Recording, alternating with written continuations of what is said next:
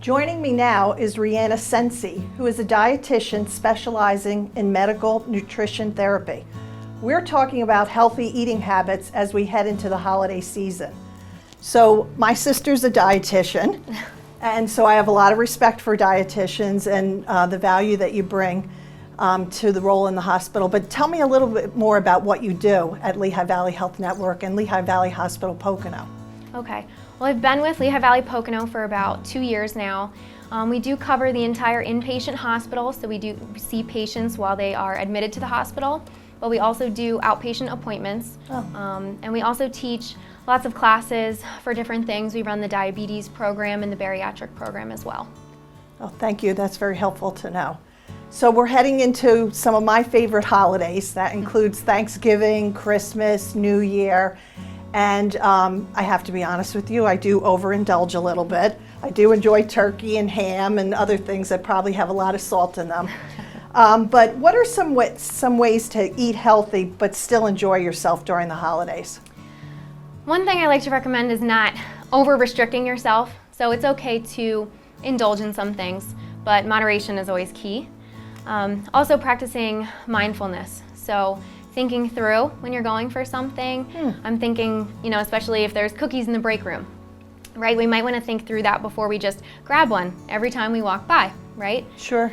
So trying to find a spot in your day to make room for that. So maybe I'll have a cookie, but I know that will be my afternoon snack, right? So we do still want to enjoy ourselves, some of those holiday treats, but find a place for them in our day. Along with mindfulness is thinking through, am I hungry? Am I thirsty? If I'm grabbing for something, did I drink any water today? Feeling if I'm full, if I just ate lunch, do I really need a snack right now? So that's one major thing to practice, mindfulness instead of being mindless and just grabbing food. Yeah, so sometimes people automatically go for something to eat versus there's a need for it. They're hungry or thirsty, like you said. Exactly. And sometimes people will set unrealistic goals for themselves. So let's say you're going to a holiday gathering and you're like, well, I'm watching what I'm eating. I'm just not going to eat any appetizers. That might not be realistic, right? So let's set a realistic goal. I'm going to make myself a small plate. I'm going to enjoy that small plate. I'm going to have conversation with the people here and not just focus on food. And that might be a more realistic way to enjoy that gathering. This will be a little bit of a different holiday season for us, right? Because of the pandemic. And so we definitely want to do things in a safe way, especially if we're gathering with friends around the holiday or family. So are there any foods that you think should be avoided? I mentioned a couple of some of my favorite foods. I don't like to recommend avoiding anything. I think if we restrict ourselves too much and we avoid one thing, let's say I'm giving up chocolate, I'm not having any chocolate this holiday season, but then the only thing you're going to be thinking about is chocolate, then we might end up binging on it. So I think to find a way to have it in moderation, give yourself a little bit, enjoy it, so not being too restrictive on ourselves. And I think one thing we can kind of leave out a little bit though are the sweetened beverages. Okay. They don't really have a place in our day. We'd probably rather eat our calories than drink them all and set our entire day over on calories without realizing it. What do you define as a sweetened beverage? So sodas, Okay. if you're having more than 4 ounces of juice a day, that may be too much. Drinking multiple coffees with a lot of sugars and creamers, just high calorie beverages. If you're having sweetened teas, you can try an unsweet tea and add some lemon to it. Okay. Or try a seltzer. So there's so many food options at holiday gatherings. You mentioned appetizers, which are some of my favorite.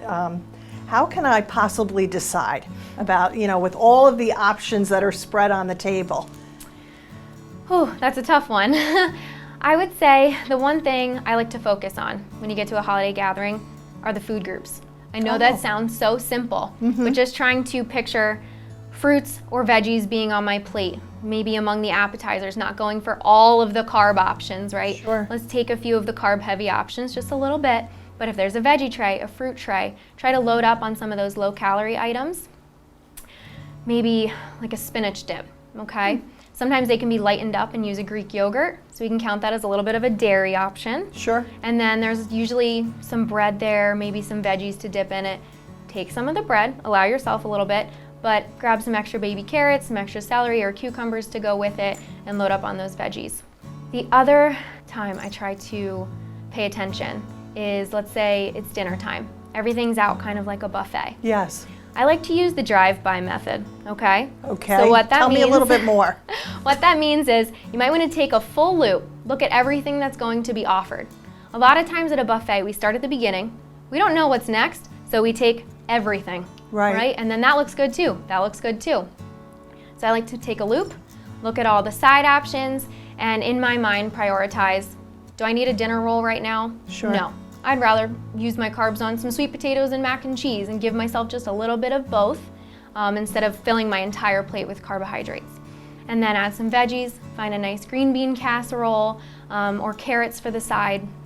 And then a good protein, so Thanksgiving you might choose turkey or give yourself a little bit of ham at Christmas time or other holidays as well. I like that analysis of the drive-by and looking at the entire table, because then it helps you decide what options you want to take that'll fill your plate.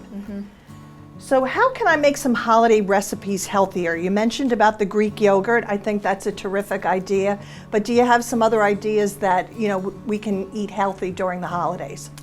Little changes can go a long way. I know sometimes a little change sounds silly, but by the time at the end of the day, you saved a little bit of calories here and there, a little bit of salt here and there, and at the end of the day, it's not so detrimental on your health.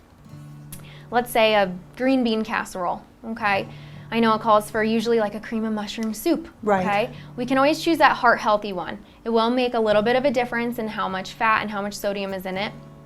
For the green beans, if you're using canned green beans, choose a no salt added. Oh. So even just those two tiny changes will go a long way if you make those little changes in every single dish.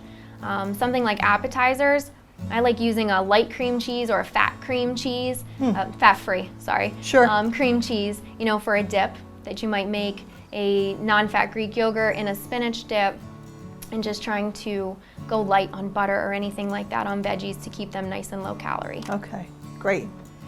So I'm going to a holiday party in the evening time. Is there anything in the morning that I should think about eating before I go to the party?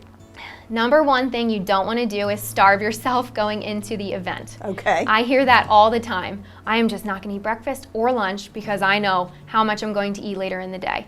So we don't want to starve ourselves in anticipation of overeating later. Okay. All right, so let's start the day out with a breakfast. Fuel yourself with something nutritious and balanced. So maybe you're going to make oatmeal with some cinnamon and fruit in there, or make yourself some scrambled eggs with some veggies and some whole wheat toast on the side.